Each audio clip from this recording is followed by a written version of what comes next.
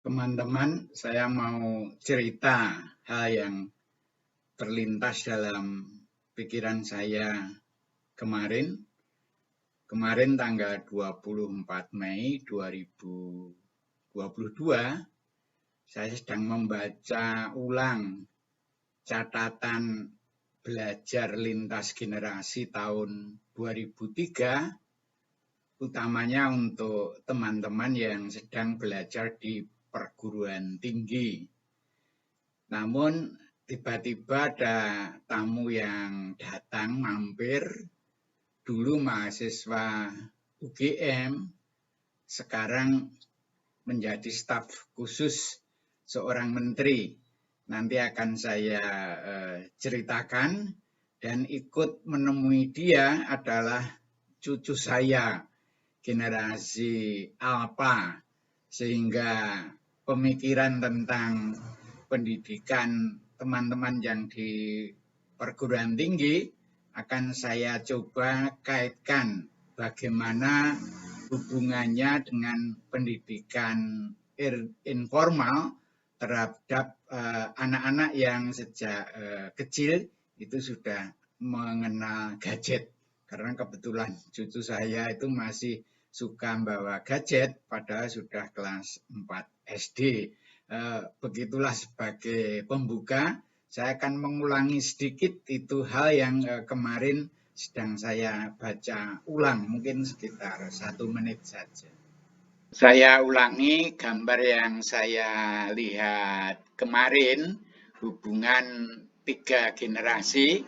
Itu lingkaran yang pertama menunjukkan generasi paling muda yang andalannya adalah dinamisme yang terpuji dan antusiasme yang terpuji. Kemudian generasi yang ketiga itu sudah memformulasikan pengetahuan dan pengalamannya mendekati kebijaksanaan dan pemilihan jurusan atau direction kehidupan yang sudah mantap.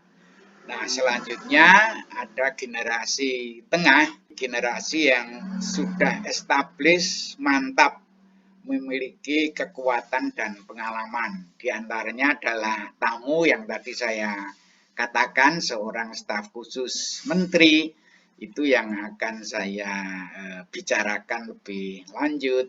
Nah, inilah foto generasi tengah yang dulu pernah menjadi mahasiswa saya, sekarang menjadi kolega.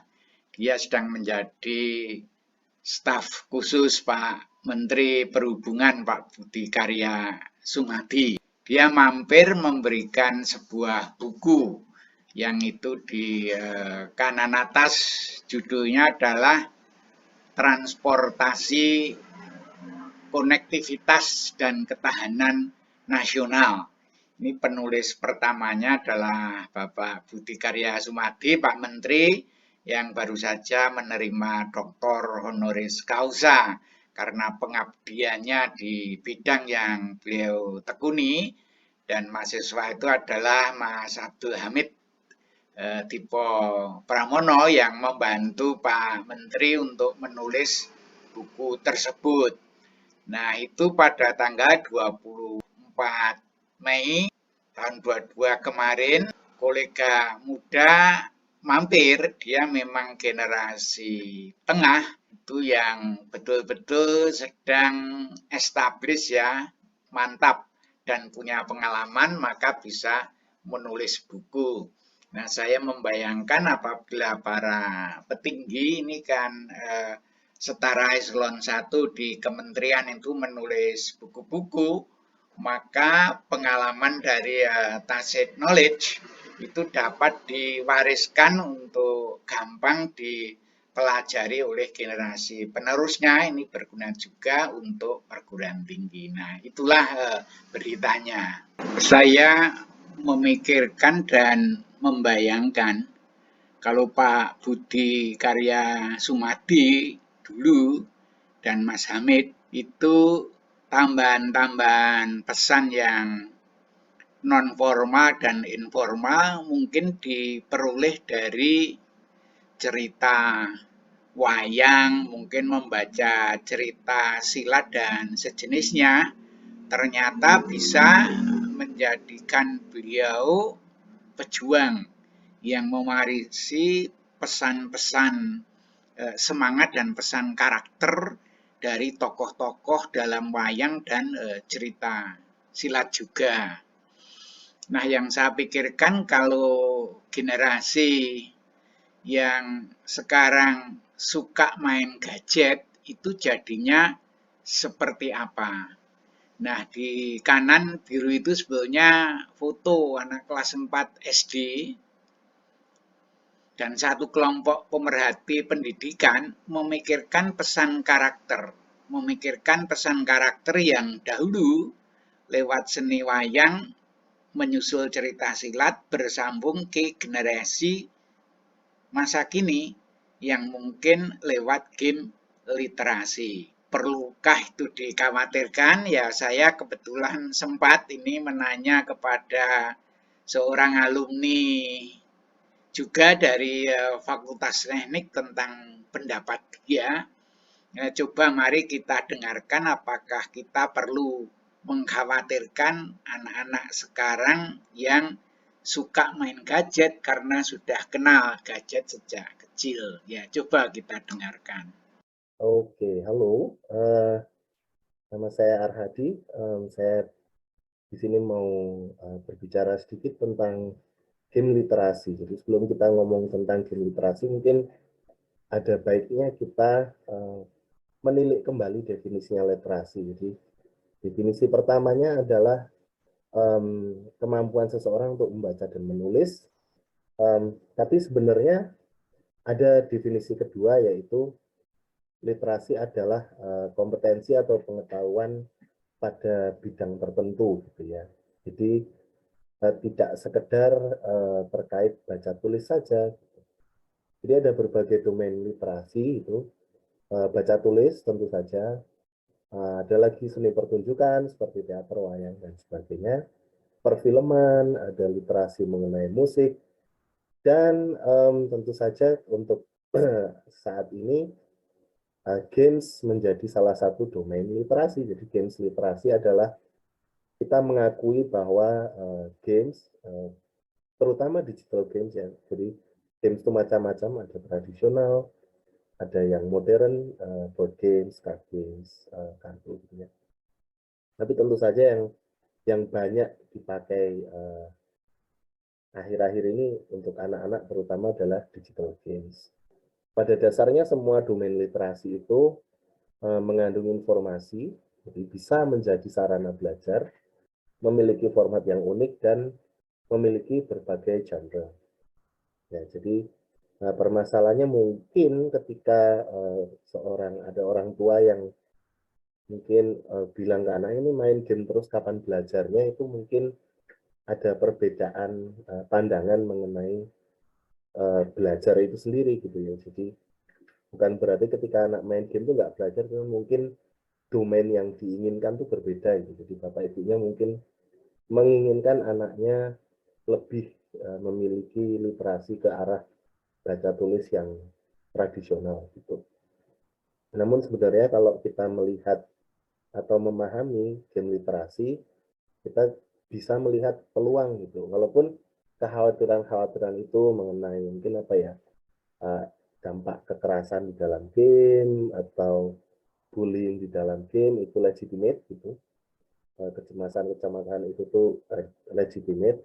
Namun kita bisa memfasilitasi anak supaya bermain game dengan aman dan bertanggung jawab. Jadi dia tahu porsinya kapan bermain game, dan terlebih lagi mungkin kalau kita minta dia merefleksikan permainannya itu sebenarnya di dalam permainan itu dia belajar apa gitu. Jadi tidak hanya sekedar main, tapi kita ajak mikir gitu, metakognitifnya jalan. Jadi kira-kira secara umum game literasi itu.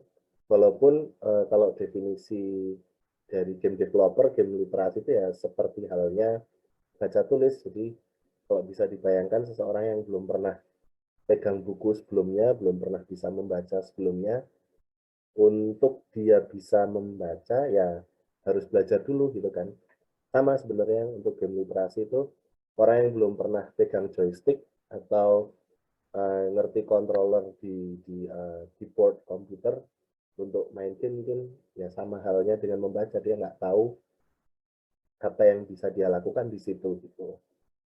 Nah, kenapa game literasi menjadi penting? Mungkin kalau menurut saya ya untuk menjembatani sebenarnya gap antara generasi yang sekarang dengan generasi yang sebelumnya, terutama kalau ingin melakukan apa ya istilahnya learning with games gitu. Jadi mendesain pembelajaran yang melibatkan games di dalamnya, tentu saja yang membuat desain itu harus paham sebenarnya apa sih yang bisa kita optimalkan atau game-game seperti apa yang bisa kita pakai kayak gitu.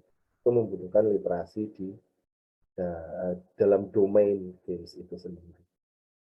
Nah, jadi mungkin begitu kira-kira secara singkat ya tentang game literasi. Nah, rangkaian cerita ringkas di depan adalah proses belajar saya informal, belajar lintas generasi.